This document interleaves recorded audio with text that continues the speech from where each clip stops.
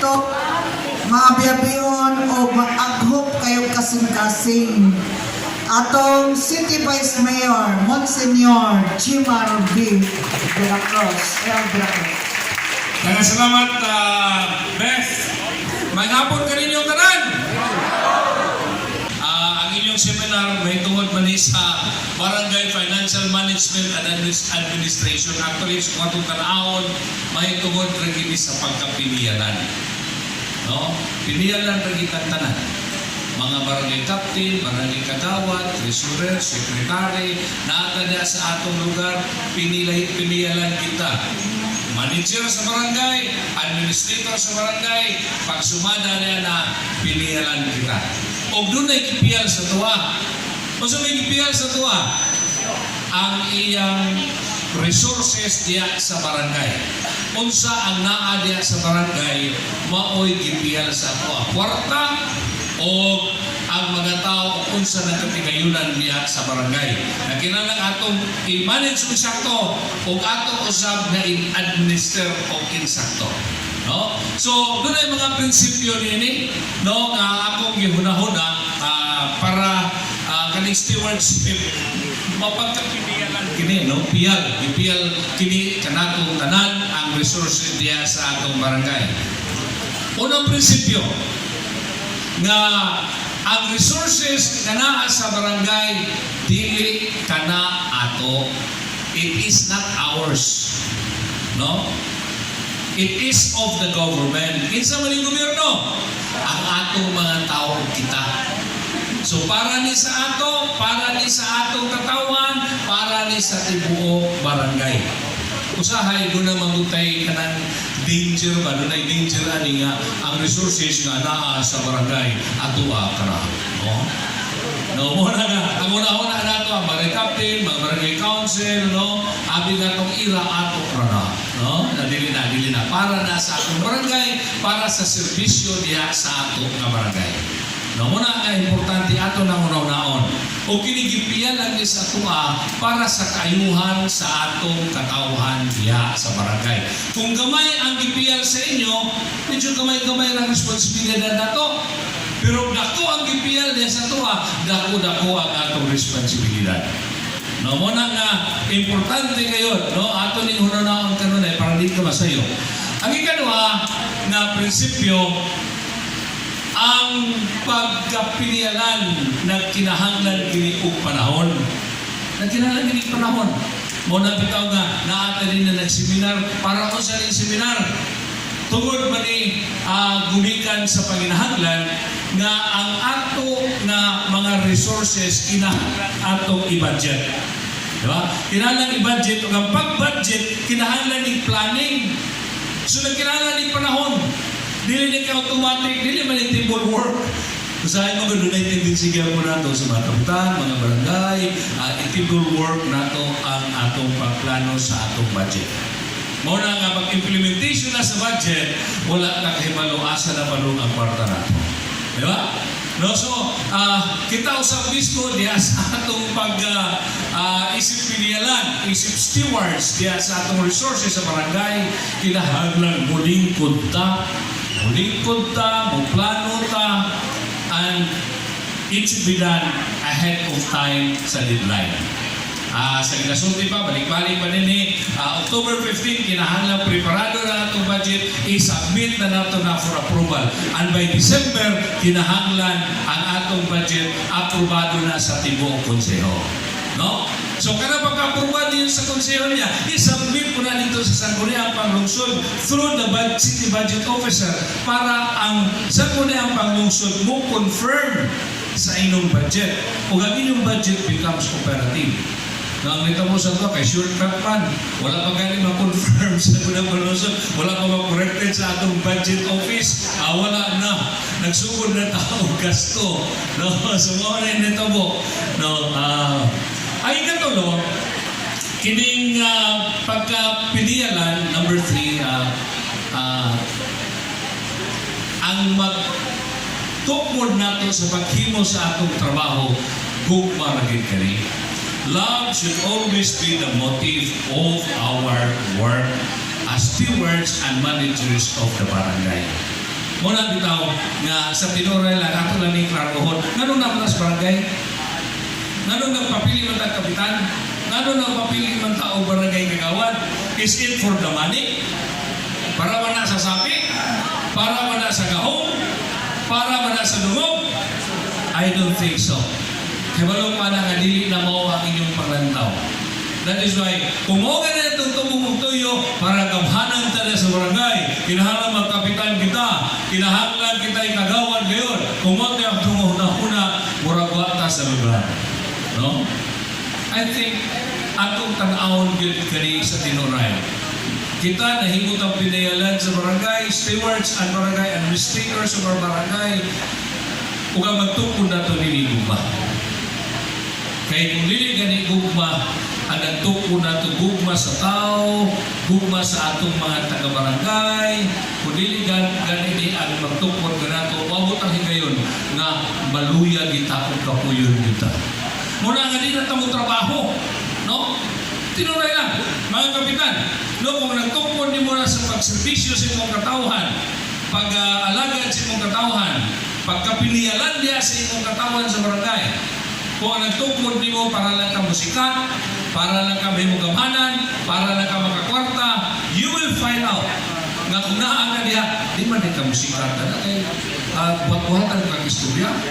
Di man din ka iyon nga gamhanan ka diha, di ay? Kaya na may mas gamhanan pa si Kuha, di man din ka mahimong sukian diha. And then kung maugay na may tabo, and your motive is katong masapian, magamhanan, maluyagin ka. Maluyagin ka.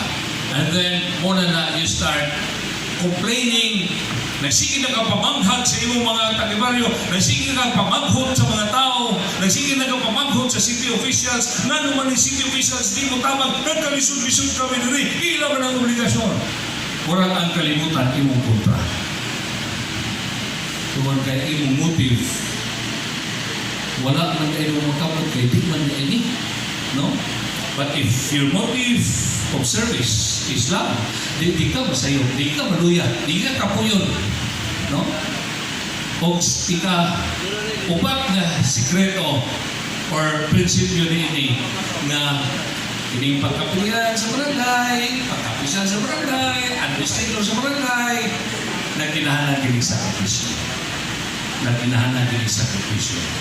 Kung lipay din ko makita o mga barangay officials na even outside of their time, even nila sa duty nga adlaw, tuwa dito, nagtrabaho nga walay bagulbol. Sa sakripisyo din muna nga, ako ito ng ilo ng mga tao sa akong opisina. Doon na kay barangay captain, doon na kay mga barangay officials. Gikan sa bukid, gikan sa barangay. Mga na sa akong opisina, ayaw kina sila o pugong-pugungi. Kung wala ni seryoso diha sa except for kanang confidential meeting and concern the security of the people of Iligan, pwede kina sila musulod sa akong opisina anytime. Kung ako na instruction sa ila. Kaya naman, kabalo ko na kaning mga barangay officials 24/7 naghatag sila ng kagalingon. Niya, say, layo kayo nga bukid, manaog lang, sakripisyo baya kayo. Kunya pag-abot dito, dili sila matuman. No? Sumo ka na. No? So, kinahanglan kini og sakripisyo usahan. Kung sa atong pagsakripisyo ni kini gumikan kay na higugmata sa atong mga taga-barangay. No? Kung sa katapusan, ang atong pagkapilianan diha sa atong barangay, nagkinahanglan kini o pagpaubos. Pagpaubos. Ang itawag ko natin sa ahay, na nagkita sa posisyon na taas, murang gamhanan na kita. No, pagkagamahanan na ito, mula sa naman itong title. No? Una nga, kung sa una, tawag lang ta sa atong ngalan, na ordinaryong ngalan, Aida, sa Tapulano, matay gati pagkakagawan na ang tawag, Madam. Di ba? Musuko, kita kong Madam. No, mga kapitan, ang tawag, Madam na. No? No? Ang kapitan, Sir. No? Inana, no? Kaya gusto nga ibutang taas na taas. No? Pero sobihan ko kamo, ang atong trabaho is public servant diya sa atong katilimban, public steward diya sa atong barangay. Kini nagkinahanglan yun o kanunay pagpaubos. That is why, no, inyo makita, no, ako, pwede magina akong kasikatan ni sa binuang bitaw, istorya, no, buhat-buhat ang istorya, na mga akusasyon, no, pero sa ako lang akong ihilak sa tago lamang. No, ihilak sa tago lamang kay kini mga butado ni tinuod politika naman eh. Muna nga kung dili ta ka magpaubos, kung kita tagaway, mangita ta gera, no? Labi na galay mga tao nga tuas atos ubos atos singkasingahan ta, no? Buhat-buhatan tang istorya, no? Pero kani pagong kita gipialan ta diya sa atong barangay, we're stewards in our barangay, we're administrators in our barangay, we are managers in the strictest definition of the term steward. Sa tinuoray lang nagkinahanglan kini nato o kanang gitawag nato o pagpaubos, no? Kay kung di kita magpaubos, human na kita diha. Daghan kay tag-away. Istorya nangalan sa imo, labeling sa imo ha. Ilo ka sukarol, tingkag ray mo nga na, bita na kagaway, no? Ako ba may makapatay na ng mga tao na no? Muna nga kinahanglan ta magpaubos. And I know the experience that I have and the experience of yourself being in a barangay is the same. Wala kita'y kalainan. Taas-taas lang ang level semua. Kaya namin sunod, ako. Pero kamu dahil sa barangay, just the same. This is the same experience that you have. Kung kinahanglan ka ni Lord ng pagpaubos. No? Na yung mga akusasyon, kung yun sa may mag-manage na, mura may lagyan ko ng kwarta sa barangay. Ilang lagyan ko ng kwarta sa kanakapulungan. No? Yan, naghan na kayo sulti-sulti. Paubos na ka. Kaya kung nilita ka paubos, sigurado, dahil gubot diha sa atong katrin. No, sumuro na, muna yung akong isulti ka ninyo. I hope na kaning kagmay pointers para sa atong pagkapinilan diya makatabang sa damiran in our management of the barangay. No, ang akong tapusan sulti sa inyo. No, ako itong tumagon ang mga tinuod na nakasulti ako sa barangay na maingon ko kanang walay ira atong punan, pero ang akong sulti akong haniyon ang mayor. No, Brad, ako i-correct ang imong sulti, Brad, wa ko maingon ihatan ako. No, ako lang ito i-correct kay dili ko makasulti na kay dili ko mayor. Pero kanang inyong request, hopefully amo nang insert in this budget, no? Amo nang insert this budget budget goal, no? Gamay mga pila na barangay kani? Ha? Unong ka barangay? Gamay mga nanoloy, unong ka barangay. Ako ni pasaling ninyo, katong walay mga era, among punan ang inyong era para next year, no? Ikaduhan ako isulti ka ninyo, muna ako isulti ka ninyo, na budget goal naman karon nga tuig for 2022. Kamo mga kapitan, mga councilors, na mo'y plano para sa next year. No? So akong sulti ka ninyo, mga kapitanis, mga konsihales, paghimo kamo sa inyong proposal. Kung sa inyong budget proposal nga inyong ihatag para sa next year, ihatag ka na sa akong opisina, kaya akong nang paningkamutan, basta kaya sa atong budget next year, kaya ato nang ipasulod. No? While it is true nga ni-increase ang atong era, pero naay gipang download sa ato nga kita na imuhimo ka ng mga national nga mga gitawag na itong gibuhaton, sama sa DSWD. Pero pagitaan o pagi, masingit, kung unsa na ang inyo nga mga tawag ninyo mga proposal. Ayaw mo pag-una-una nga, hiluhan mo, bluhan mo, di mo doon kang vice-mayor, di mo doon kang mayor, kay makaupang mo niya amin, naraming mo nagkapalit sa pikas. Ayaw na niyo una-una. Ayaw na. Inyong una-unaon ang inyong mga tao for next year nga budget. No? So muna akong sundin ninyo. Ayaw na gunahunaan ninyo nga, kaya naman mga kapitan, tinor man eh. Nahin mga kapitan, dili mo doon kang mayor. Ganong dili sila mo doon kang mayor. Kaya ito ang nagsuporta sa pikas sa miyagin ito eh. Ayaw na niya gunahunaan ka na mo, no? Kaya dili, inyo mo na makita nga si Mayor rin siya naghatag ka ninyo o budget that's just the same. Di ba? May naghatag ko ba? Ang ipangambog sa una nga, doon na may equal sharing sa una. Equal sharing, pero more to 1 million rin yata. Pero si Mayor Rehencia gives you more. Di ba? Dili lang 1 million ang yata sa inyo. Sa mga barangay. No? Basta kamo mga barangay, pangayoon kini ninyo ngadto sa opisina sa mayor. Pangayoon na ninyo through me karon nga tuig. Pangayoon na ninyo through me, no? Kay nasabot ni Noli na he will be actively involved para sa atong budgeting for this year.